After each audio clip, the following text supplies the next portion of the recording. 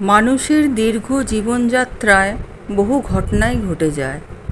সেই ঘটনাগুলি সব ক্ষেত্রে যে ভালো বা আনন্দদায়ক হয় তা নয়।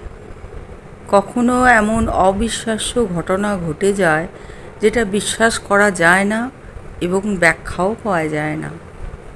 60-এর দশকের প্রথম দিকে পড়াশোনার জন্য গাঁয়ের বাড়ি ছেড়ে শহরের একটি কলেজে আমার পড়াশোনা শুরু হয়।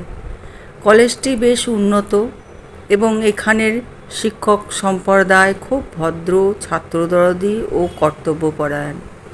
কলেজের পাশেই এক ভদ্রলোকের বাড়িতে আমি পেইং গেস্ট হিসেবে থাকি।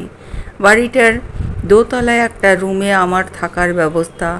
পরিবারের অন্য সদস্যরা থাকেন নিচের তলায়। বাড়ি থেকে বাইরে পা রেখেছি এই প্রথম। এখানে এসে শুরুতে সামান্য অসুবিধা বোধ করলেও পরে অবশ্য সব কিছু ঠিক হয়ে যায়। আমার মালপত্র বলতে ছোট্ট একটা বেডিং, একটা সুটকেস আর তার সাথে অতি প্রয়োজনীয় একটা হারিকেন ও একটা টর্চ। অসুবিধা যেটুকু ছিল সেটা রাতে উপরের তলায় ঘরে সম্পূর্ণ একা থাকা। যে সময় ইলেকট্রিক্যাল ব্যবস্থা ছিল না, তাই হারিকেনের আলো জ্বেলেই পড়াশোনা করতে হতো। এবারে রান্নার মাসি রাতের খাবার আমার ঘরেই পৌঁছে দিত, তাই অসুবিধা ছিল না। কিন্তু বেশি রাত পর্যন্ত পড়াশোনা করে মশারি টাঙিয়ে হারিকেনের বাতিটা কমিয়ে দিয়ে শুয়ে পড়তাম। রোজকার রুটিনটা চলছিল এইভাবেই।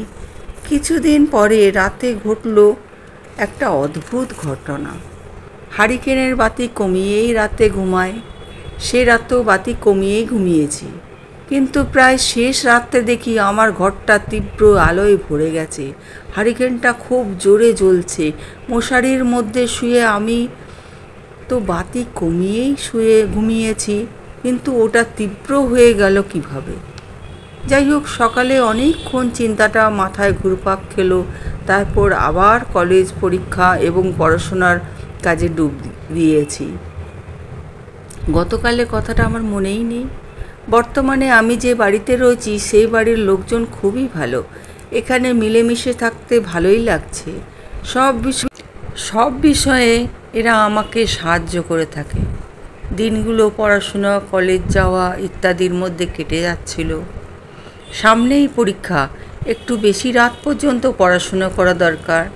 সেদিন সেজন্য 1 বোতল কেরোসিন নিয়ে এসে হারিকেনে ভরে দিয়েছি। যাই হোক, একটু পরেই দিন শেষ হয়ে সন্ধ্যায় অন্ধকার নেমে এলো। আজ বেশি রাত পর্যন্ত পড়াশোনা করার ইচ্ছে আছে, কারণ আগামীকাল রবিবার।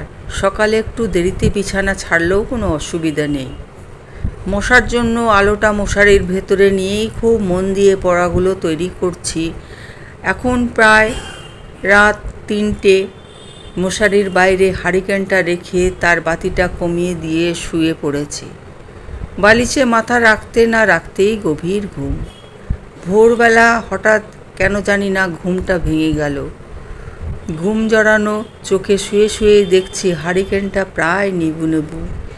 পরে স্পষ্ট দেখতে পেলাম সাদা ধবধবে কাপড় পরা কে যেন দ্রুত পায়ে দৌড়ে মশারির পাশ ঘেঁষে দরজার দিকে ছুটে চলে গেল। মশারি তুলে দেখতেও ভয় পাচ্ছি। চিন্তা করতে করতে আবার 10টা। গত রাতের ঘটনাটা আবার মাথায় ঘুরপাক খেতে লাগলো।